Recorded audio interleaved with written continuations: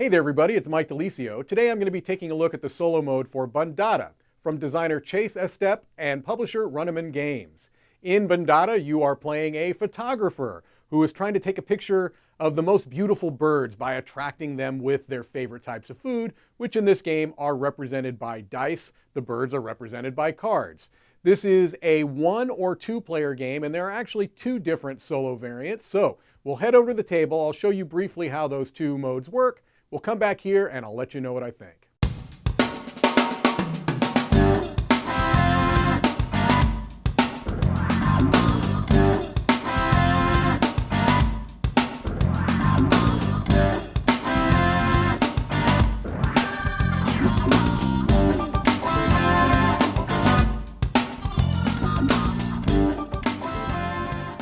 Okay, so there are actually 2 solo variants for Bandada, and I'll just talk briefly about both of them. The first one is known as the solo AI mode, and what you do is, like you normally do, is take all the dice and roll them at the beginning of the game. This is the only time you're actually going to be rolling these dice.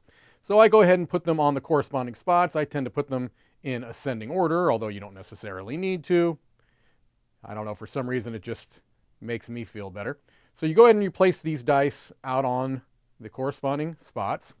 And then what you're going to do is you are going to take one of these birdseed tokens randomly. So let's just say I randomly pulled out the blue one. And you're going to get one of these hidden scoring objective cards. Now, in the case of a solo game, it doesn't need to be hidden because you're not hiding it from anybody. You could just have it face up here. All right? So what you're going to do in this variant of the game is you're going to still be drafting 4 of these bird cards into your Bandada to play out through the end of the game. And so you're going to have 2 that you're drafting from, all right? So a couple of things to keep in mind here is you're going to pick one, and the other one is going to go into the opponent's, the AI pile, and the points they're going to score at the end of the game is listed down here on the bottom right. So if I were to give this one to the AI, they're going to get 8 points at the end of the game. If I were to give this one to the AI, they're going to get 9 points at the end of the game. So that is something that you have to kind of keep in mind, is that sometimes you're going to choose cards because they're best for you. Other times you may make a decision that you just don't want to give a particularly high value card to your AI opponent. All right, so once you choose which card you are going to draft, you have to do whatever it says here at the top to the dice. And so this one is saying you score 1 point for every 3, 4, and 5 of the yellow dice. So I'd get 2 points there. This is saying 1 point for any colored 6, and there are 1, 2, 3 6s here. But if I take this one, I can adjust things. So, and also, if I take this one, I'm giving the AI the smaller value point card. So let's say I take this one. This goes off into a pile for the AI. First thing I have to do is I have to adjust 3 of the blue dice by 1. Well, clearly, I want to change this 5 to a 6, okay, because that just, is going to give me more points for this card.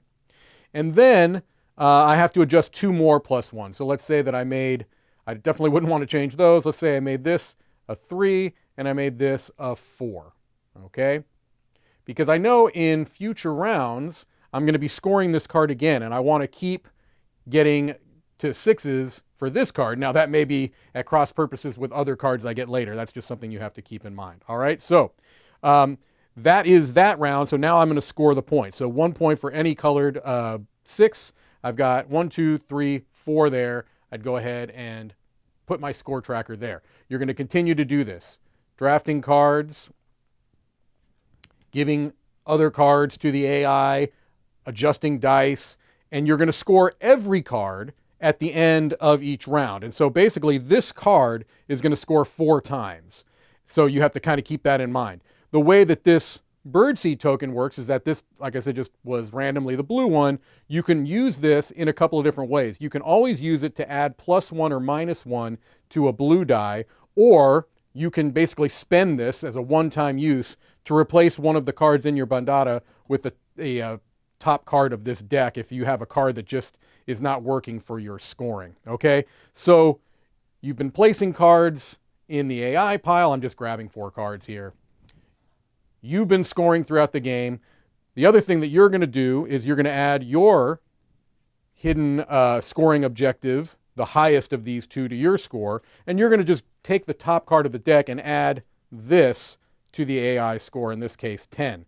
So you would add that with all of the other points that they've scored, basically all of the blue stripes here, and if you have scored more points than the AI, then you have won the game. So that is the first mode, the AI mode. Now you've got also the solo adventure mode, and that's going to use these cards here. Okay, so there are a number of different ones here. They suggest that you start in Africa, and these have a couple of scenarios. Actually, this one has 3 scenarios. Oceania has 2, Sri Lanka has 1, India has 2, Guatemala has 2. You've got a nice little bit of flavor text here, but there's a couple of things that you have to look for. First is that to be successful in this first scenario in Africa, you need to have the rose-ringed parakeet in your bandada at the end of the game. You also are going to have a little score matrix here to determine how well you did from 1 to 3 flowers, basically, for your successes. So you do have to have that. The other difference is that in this mode, instead of having 2 cards, you're going to have 3 cards, which is, kind of the standard here, like the 2-player game is, okay? You also only score your cards at the end of the round, unlike in the 2-player game where you score it when you get it, and also when you score at the end of the round. Also, some of these cards are going to kind of change up some aspects of the game. So you can see some here have some special rules, things along those lines that kind of break the standard rules of the game. All right, so that's generally how the game plays. It's a dice manipulation and mitigation game. You're going to be drafting cards. 4 cards in your bandada will trigger the end game. Try to either beat the AI or get to a particular threshold in the adventure mode. Let's head back over and I'll let you know what I think about it. All right, so there you have it. There briefly is the 2 different solo variants that you can play in the game of Bandada. As I mentioned briefly before, this is essentially a 1 or 2 player game, and depending upon which mode that you play, it will replicate more or less the 2-player version of the game. So the first thing I want to do is talk about some solo benchmarks. These are some high-level ideas that I like to talk about when I'm considering whether to get a solo game off the shelf or not. The first is win-loss condition. Is this a beat your high score variant, or is it a AI opponent that you are facing off against? And in the case of Bandada, you've got both, basically. What's nice is that if you choose to play against the AI opponent, that's very clear. It's a standard win-loss. You're either going to have more or less points than the AI, so that's perfectly easy to deal with. But in the beat your high score variant, it's a little bit more than that. It has a little bit of a matrix. So you've got either basically 1, 2, or 3 flowers, if you want to think of it as like 1, 2, or 3 stars. And I always appreciate that, so that it's more than just, you got 40 points. What does that mean? This gives you at least an idea on how well you've done. And I also like that that particular version of the game, the adventure mode, has a little more of a kind of a story that goes along with it as well. I mean, it's not a highly narrative mode by any means, but it's nice to have that flavor text in there. It kind of adds to the appeal of it. Setup and teardown is another thing that I like to talk about, and in the case of Bandada, it's a breeze. There's nothing to it. Very, very quick to set up and tear down. It's a small box. It doesn't take up a whole lot of table space. Very quick to set up and tear down, which is good because the game is not a long game, and if there was an excessive amount of setup and tear down, that would be a negative, but it's not here. Rules are another thing that I like to mention, and I have to say there are some issues here. A couple of things that stuck out is that there was no explanation, really, of how the cards score. There would be little kind of clarifications, things like with the straights that they can wrap around, and that's very, very important. I'm glad that was in there. But there was no kind of reference, no reference card, no reference in the rule book specifically telling you how these scoring cards work. Now, if you've played a lot of modern hobby board games, you can make some assumptions and you could be like, well, I'm pretty sure that's how this meant. And some of the scoring cards are more straightforward than others. Any color die that is a 6 value. Well, sure, that doesn't take a whole lot of explanation. That's going to be pretty straightforward. But honestly, it would have been nice if there was a reference card at the very least to kind of show how these cards work. There has been an FAQ that has been put up on Board Game Geek, and that's great, but you can't always assume that people are going to go to those other kind of outside resources. That should be in the rule book, so I figured I would mention that out.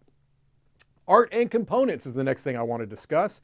And really, this is all positive. I think this is a fantastic little production. As I said, it's a small box card and dice game. The box itself is lovely. It has a magnetic closure to it, which is a nice little touch. The dice are not, so large that they make the box larger than they need to be. The cards are good quality. The few wooden components are very nice. So as an overall production, very, very impressive. I love the look. It's a very, I would call it kind of a, this word is overused. I'm thinking elegant, but that's the word that comes to mind. It is an elegant game. It just looks very, very nice. And it fits with the theme of the game as well. All right, overall game impressions. A couple of things that didn't work as well for me, and then the things that I did appreciate about the game. First is that the game can feel a little bit one note. There's not going to be a huge difference from one game to the next. But to be fair, I don't get the impression that the design space was going for something that was going to lead to a dramatic difference from one game to the next. Just by the nature of this design, it's going to be slightly one note. So you do have to keep that in mind. It may not be something that you're going to come back to over and over and over again. You may want a little bit of time in between games to kind of reignite the spark for that. The other thing that's a slight negative, again, really this is depending more upon your style of a gamer, is that luck is going to be a large factor in the game. Anytime that you have dice involved, anytime that you have, top deck card draws, there's going to be some luck involved. Now, there is a mitigation is a huge part of the game. I mean, that really is the core of the game, is dice manipulation and dice mitigation. And so there is enough there that I don't feel like it is a complete random luck fest. If so, the game wouldn't work. There's plenty of mitigation there. But you do have to keep in mind that if you are somebody that is completely averse to luck in games, then you may want to steer clear, or at least be aware going into this game that luck will be a factor. All right. The things that I really did enjoy about the game is that there's a really good ratio of rules to game experience. It's very, very simple to teach this game, to learn this game. You're not going to get bogged down in rules or edge cases or anything along those lines. Very simple structure to the game, and because of that, the game experience it works out quite well. The puzzle factor, this is a plus for me, is very high. This is a puzzly solo game, and I tend to like those. Depending upon the type of solo game, I'm looking for different experiences. But for a game like this, cards and dice, 15 minutes, this just hits a sweet spot for that nice little puzzle factor where you're making meaningful decisions, but you're not getting bogged down in them. It plays pretty quickly. There's a lovely theme to the game, a really nice, the art and the aesthetic kind of bring that theme alive, because again, it's essentially, just manipulating dice. Do I feel like I'm a photographer? No, but they do a really good job of bringing me into the world artistically. They also do a really nice job with flavor text. That's something that I meant to mention actually earlier in the art and components area, is that they do a very nice job of putting plenty of flavor text in the game. And so if you find yourself wanting to get immersed into the theme, that flavor text is a good way to help you get there. The last thing I want to mention that's a positive for me is that those two different modes of solo play that feel distinctive enough from each other is a big plus to me too. Being able to play the game solo in two different ways is very, very nice. So depending upon what type of experience I'm looking for, I can kind of do it as against a solo opponent. Or if I want to kind of go through those scenarios, I can do that in a slightly different way. The game plays essentially the same, some slight differences, 2 cards versus 3 cards in the array, things along those lines. The way that the bird seed tokens work slightly differently. But it's nice to have both of those options there, depending upon what type of experience I'm looking for in this game. So overall, that being said, I think that Bandada is a very, very slick little package. I think it does exactly what it sets out to do, which is to have a compelling, puzzly, solo game with a couple of different ways to play it in a very brief amount of time. I feel like it succeeds in that, and therefore I can recommend Bandada as a solo game. I'm giving it a 7.5 out of 10, seal of approval. The things that it does well make it stand out from other games in this kind of genre, which is this short, puzzly, card dice solo game. The theme and the art certainly don't hurt either. There you go. That's Bandada. This is Mike DiLisio signing off from Dice Tower headquarters.